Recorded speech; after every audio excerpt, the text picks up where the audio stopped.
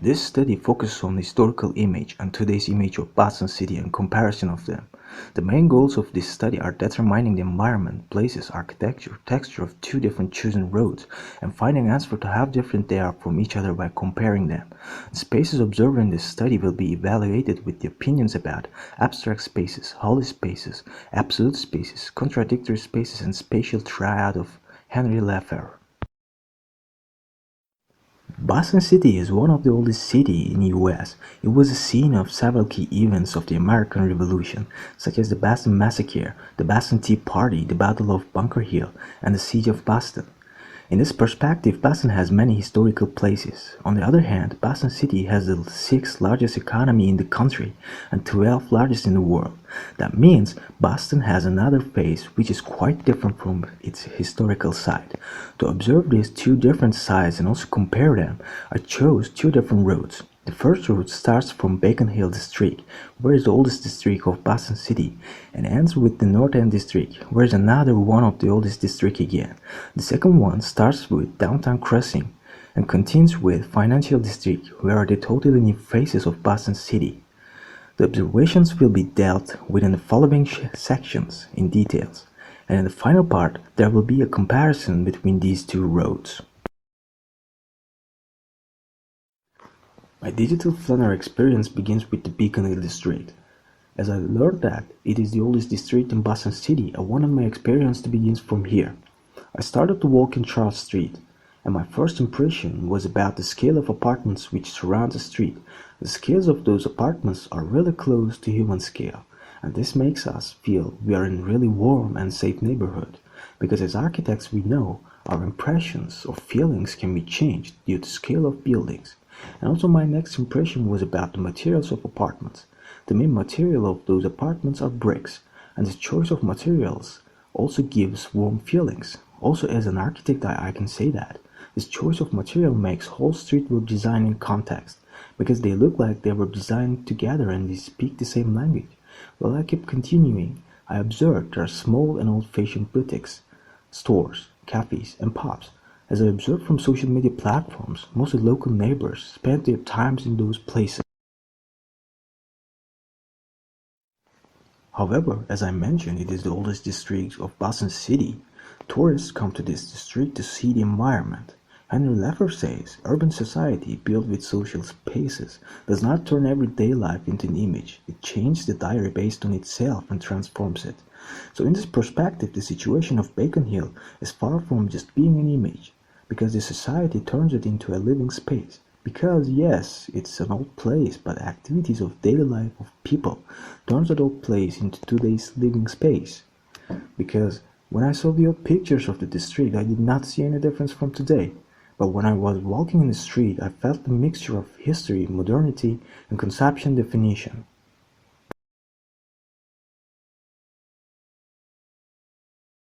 After the end of the Charles Street, a quite different image says welcome to you, because at the end of the street you meet with Boston Common, which is the oldest park in US. I said different image about Boston Common because after following a street with continuous apartment, you're facing with an open and green space. Suddenly you feel like you're entering a very different world. The first impression of me about this place was about people behaviors, because unlike the people on Charles Street, the people in here were not in rush. The people in here mostly were sitting on the banks, looking around, jogging or walking really slowly. They were like enjoying the moment. And also in Charles Street, I felt myself just a walking passenger, because I felt like I have no or so limited time to look around. I felt myself I have to keep walking without stopping. However, I did not feel like this in here, Boston Common.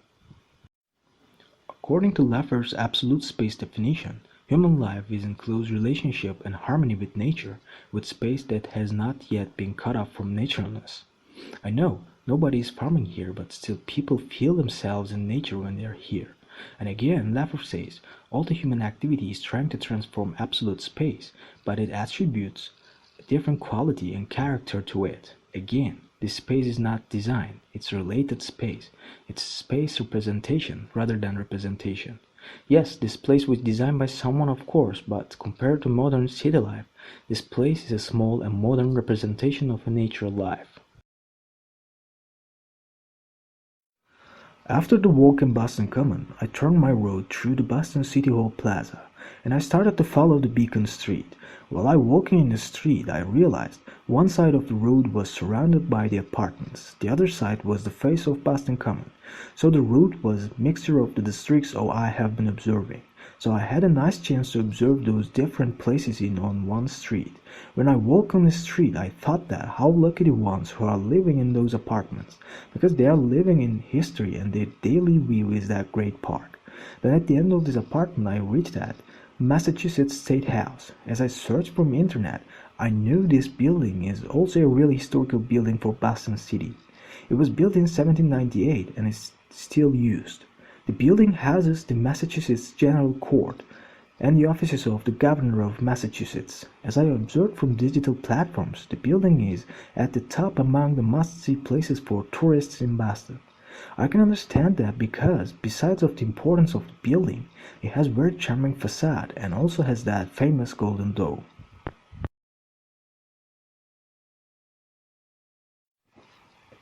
Then finally, I reached at the City Hall and City Hall Plaza, another area which has historical and also important buildings.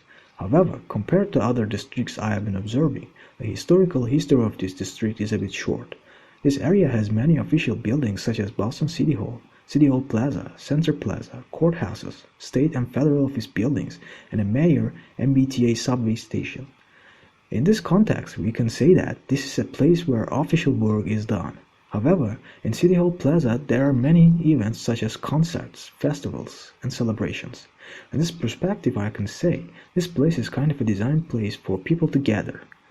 Laffer says space representations are regulated, organized, and produced space are part of the history of ideology.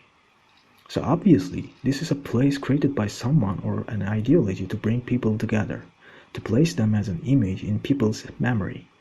With the created area and the mentioned events, seems like it has an importance in urban memory.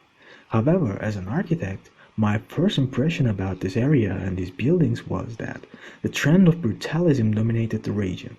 So I can say it has quite different atmosphere than the other districts with this aspect.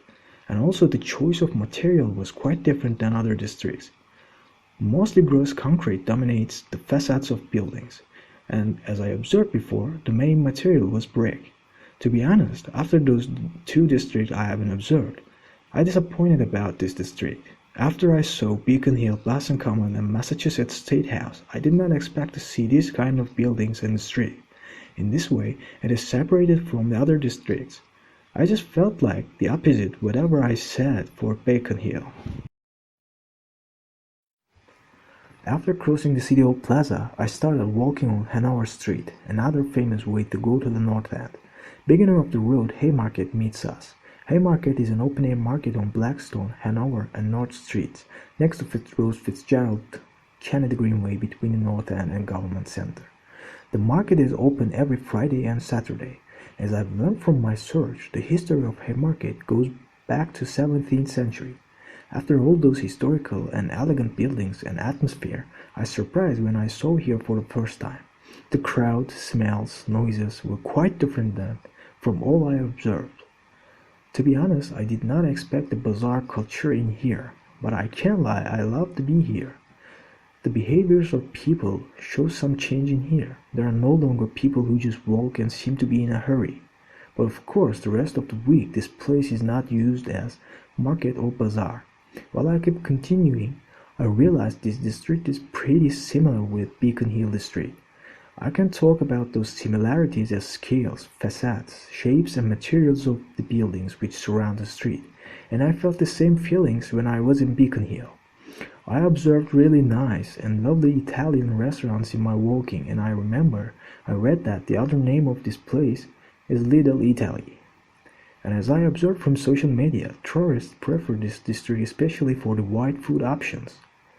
So, I completed my first route by coming to end of North End District.